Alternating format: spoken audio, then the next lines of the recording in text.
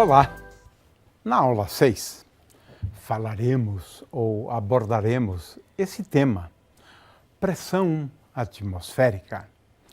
Um tema muito importante para nós, seres humanos, que vivemos na Terra, no nosso precioso planeta Terra.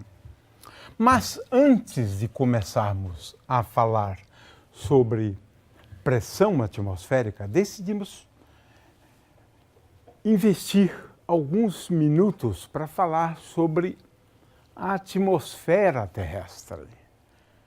O que é a atmosfera terrestre? A rigor mesmo, é um gás, é uma grande quantidade de matéria que está acima da superfície terrestre e que continuará estando e sempre esteve por conta da atração gravitacional sobre cada molécula do gás. Muito bem, é claro que nós podemos considerar, né, várias camadas da atmosfera terrestre. Nós não vamos falar disso agora, né? O fato é que nós demoramos muito a entender, sim, demoramos muito a entender a atmosfera terrestre, né? Por quê? Em primeiro lugar, a gente foi descobrindo aos poucos. Primeiro, alguém descobriu o ar, que não é nada trivial essa descoberta, né? Que nós estamos envoltos, né? Ou estamos inseridos no interior de um fluido. Quem descobriu o ar, né? Ora, em primeiro lugar, eu quero lembrar que no passado, quando os filósofos se perguntavam sobre do que tudo é feito, alguns indicavam o ar como um dos elementos, né? Empédocles defendia a existência de 4 elementos, né? A terra, o ar, olha só, a água e o fogo, mas já se davam conta da existência do ar, né? Tudo poderia ser composto para alguns, pelo menos para alguns filósofos, né, pelo ar. É isto mesmo, isso é muito interessante, né? Então veja que cerca de 600 anos antes de Cristo já se pensava, né, nessa questão do ar, né, como sendo uma substância básica, uma substância fundamental, né? Agora, quem descobriu a composição química do ar? Porque agora já é um tema mais complicado, mais sofisticado. Aí demorou mais de 2000 anos, né, depois daquela primeira descoberta, né? Ora, existe toda uma história, né? Eu estou aqui fazendo uso de um texto que eu encontrei na internet, os autores estão aqui, né? Mas, de qualquer maneira, de acordo com esses autores, eles citam também estudiosos, né? Então, de acordo com esses estudiosos, né, quem descobriu, né, o primeiro elemento importante, né, o primeiro constituinte importante do ar foi Aristóteles. Olha só, há quase 2000 anos atrás, né? Aliás, mais de 2000 anos atrás, né? Veja, Aristóteles descobriu que a água seria um dos componentes, né? Mas também, de acordo com esses autores aqui, né, só em 1450, Nicolas de Cusa conseguiu, né, medir, né, a porcentagem de água no ar, né, utilizando um higrômetro relativamente simples, né? Continuando, né, nós temos em seguida a descoberta do oxigênio, né, como um dos componentes, né? E de acordo com estes aqui, foi Lavoisier quem propôs, né, por conta dos estudos dele da combustão, né, propôs que o oxigênio seria um dos elementos, né, que compõem finalmente o hidrogênio, né, depois foi também descoberto como um dos elementos, né? Argônio foi o seguinte, e aqui cita 1892. O fato é que nós fomos melhorando a nossa compreensão, né? Lavoisier, por exemplo, viveu durante a Revolução, ou no período da Revolução Francesa, né?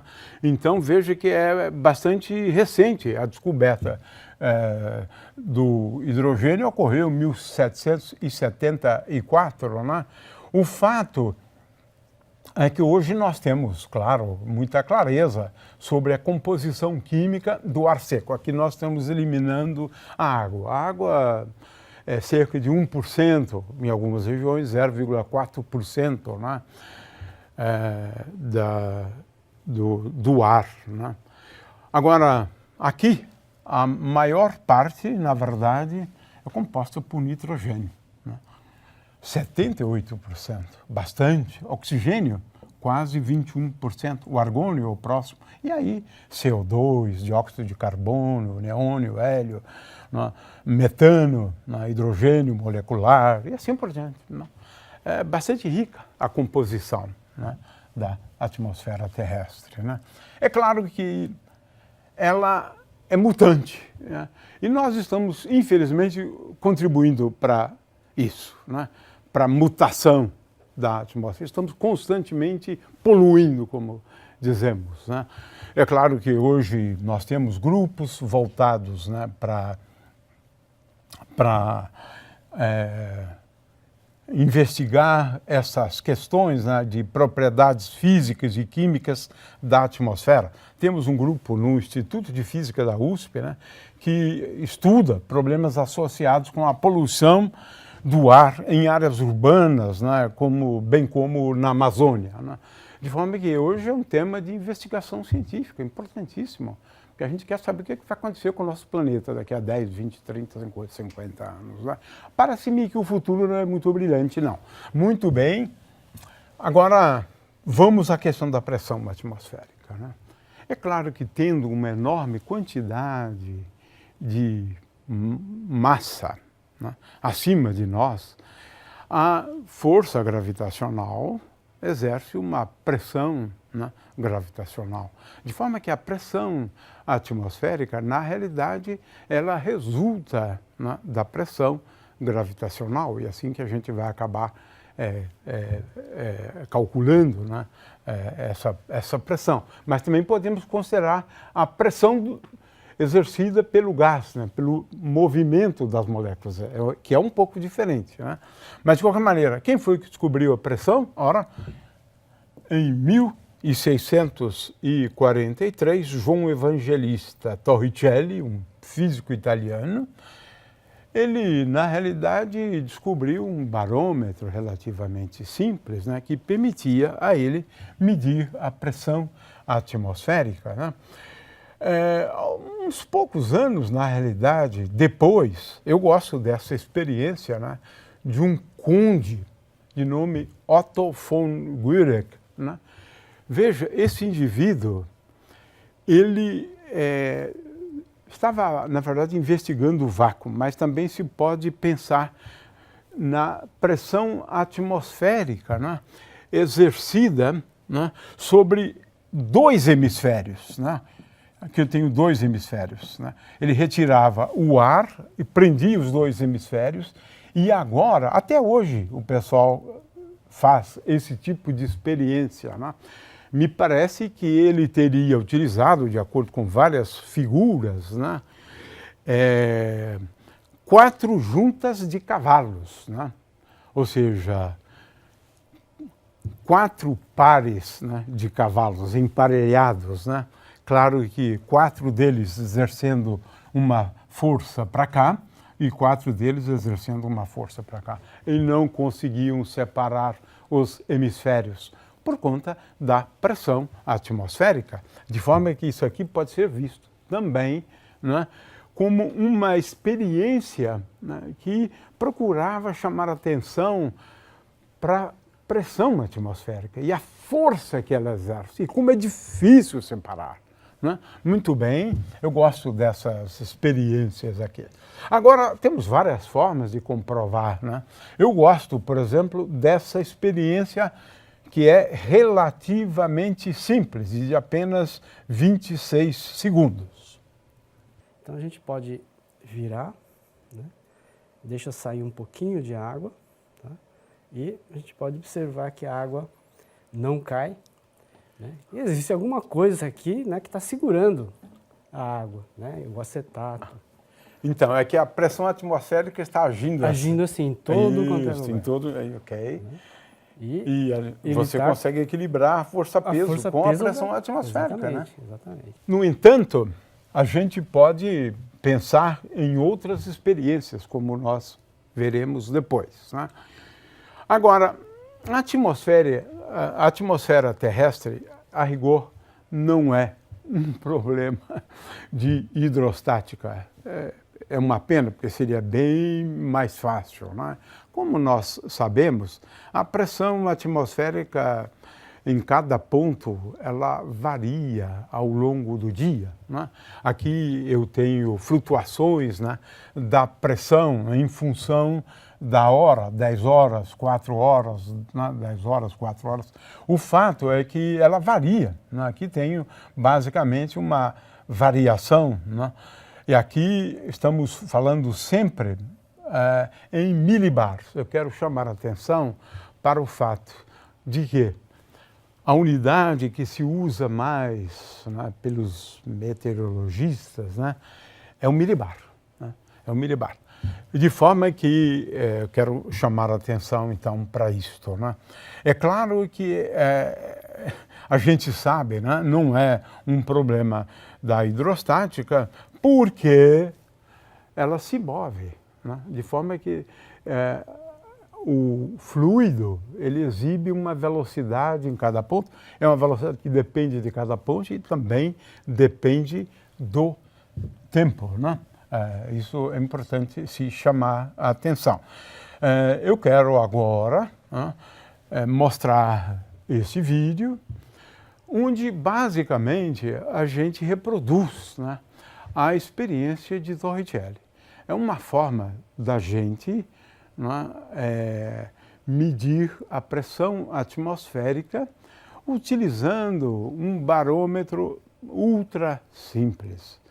E tudo que a gente tem que fazer, né, é, na verdade, construir um tubo em U e fazer uso do mercúrio, é aquele que Torricelli utilizou. Né? E aqui tenho, então, este vídeo sobre esse tema. Vamos tirar aqui o mercúrio. A gente pode virar. Mas antes de virar, deixa eu dar umas batidas para a gente poder tirar qualquer bolha de ar que fique. Isso aí é para retirar as bolinhas, né? Caso fique alguma bolha, né? Então aí agora fica basta... bem homogêneo, na verdade, o ideal, né? O ideal. Então eu vou virando. Aqui está. Então eu tenho um barômetro agora. Aqui tem mercúrio. E ela não sai, apesar daqui estar aberto. Né? Estranho, quer dizer, tenho todo esse peso em cima, só que não sai mercúrio. Então, essa diferença, né, Cláudia, aqui, essa diferença de altura, né, Sim. entre esse ponto aqui, não é isso? Exatamente. Aqui e em cima. cima. Isso aí acontece por conta da pressão atmosférica, certo. Não é isso? Que empurra, não é isso? Exatamente. Muito bem. A pressão atmosférica, como nós sabemos, né, ela depende da altitude, e isso é simples de ser entendido. Né? À medida que nós subimos, temos uma quantidade de ar menor sobre as nossas cabeças, né? De forma que a pressão gravitacional é menor. Né? E a gente sabe disso. Né? Quando os escaladores, né, eles procuram escalar montanhas, né, eles percebem claramente esse efeito. Né? O fato é que a pressão que normalmente a gente diz, a pressão de 760 milímetros de mercúrio, é a pressão no nível do mar, né? É a pressão no nível do mar, né? À medida que vamos a altitudes cada vez maiores, né, essa pressão se reduz.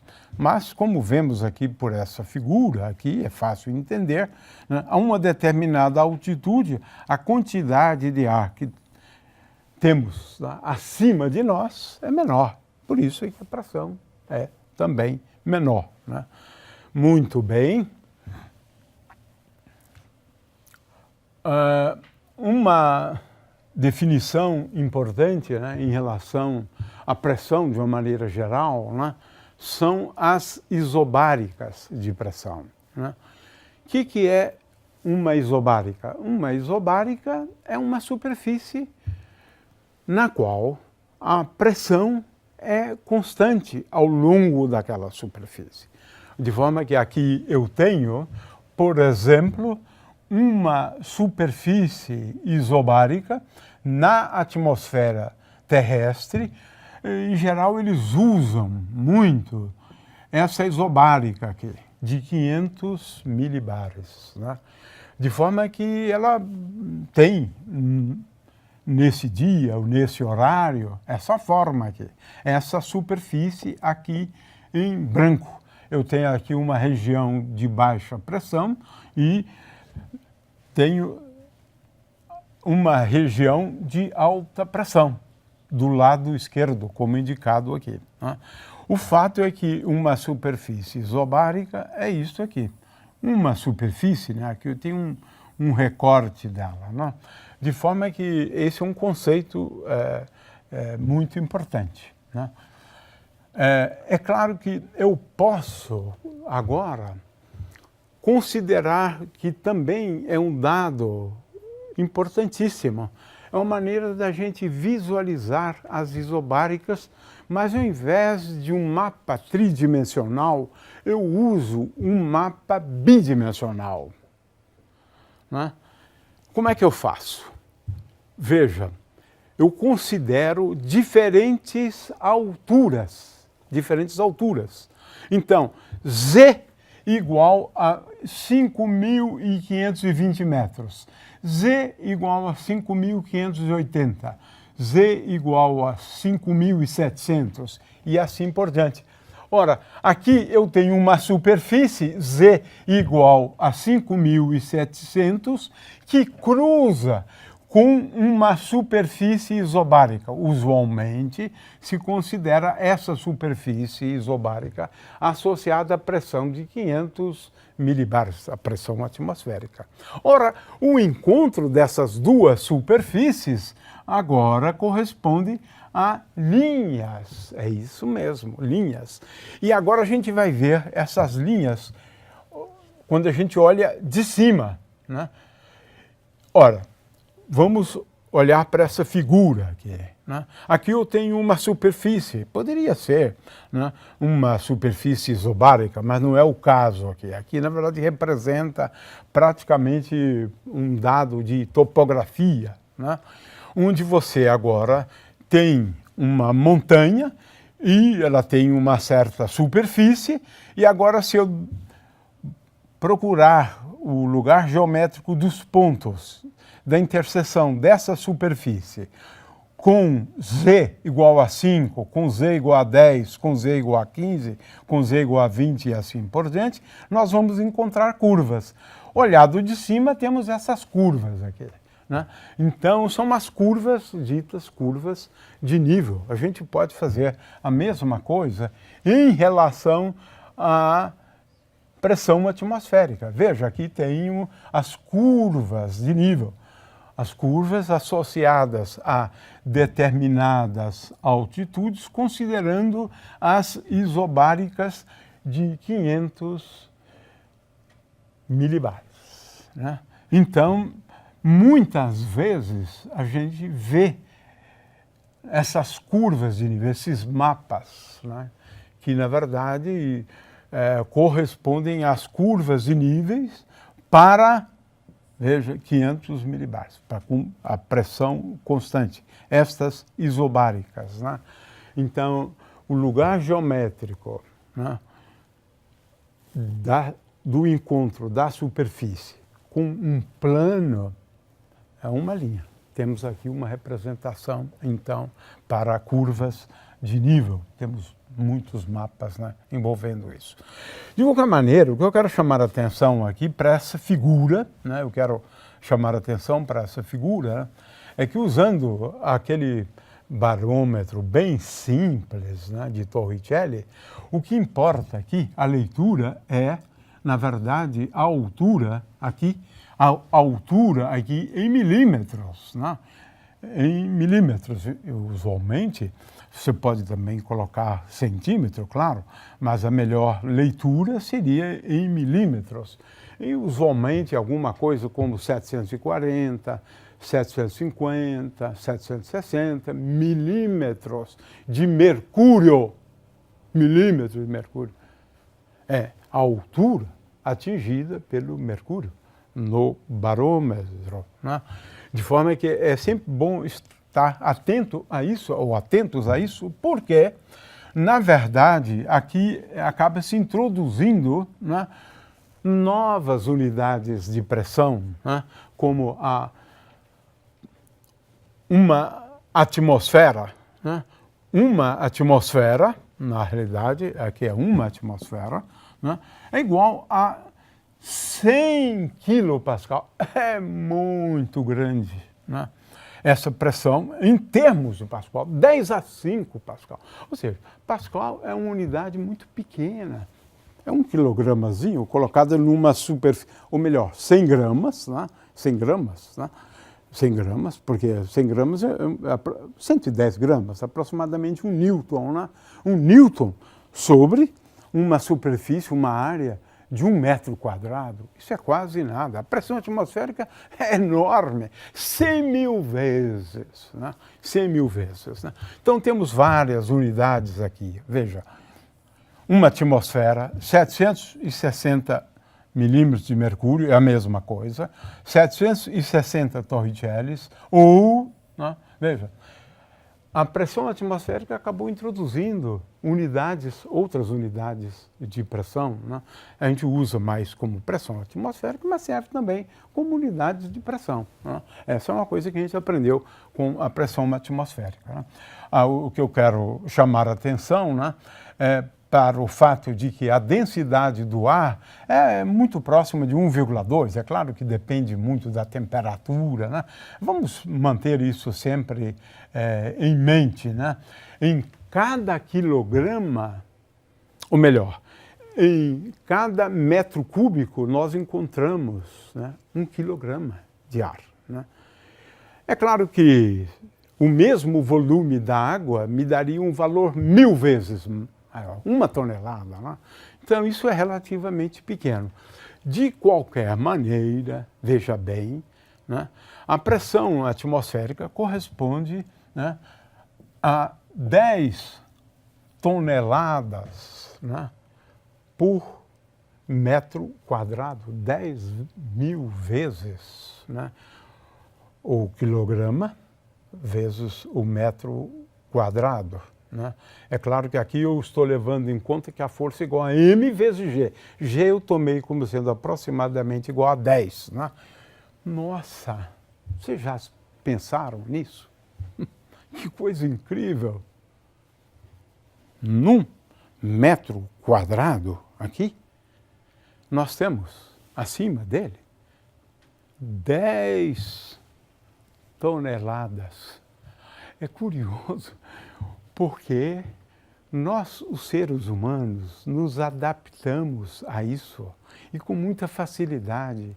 E isso parece nem mesmo nos afetar, o que não é bem verdade, Mas 10 toneladas aqui para cima, não é? A gente nem sempre pensa realmente nisso, não é? Estou sempre pensando em pressão como força por unidade de área, né? A força aqui é a força gravitacional, né, que é igual a m, né, vezes g, na realidade, né? G igual a 10, então eu deduzi 10 toneladas por metro quadrado. É simplesmente fantástica a pressão atmosférica. Temos, portanto, aqui um barômetro relativamente simples, né? E aqui bastaria a gente olhar isso em cerca de 10 segundos. A pressão atmosférica é tão grande que é capaz de segurar uma coluna de cerca de 690 milímetros dentro do tubo de vidro. Se ao invés de mercúrio fosse utilizada a água, a coluna do líquido teria mais de 9 metros de altura, pois a água é quase 14 vezes menos densa do que o mercúrio.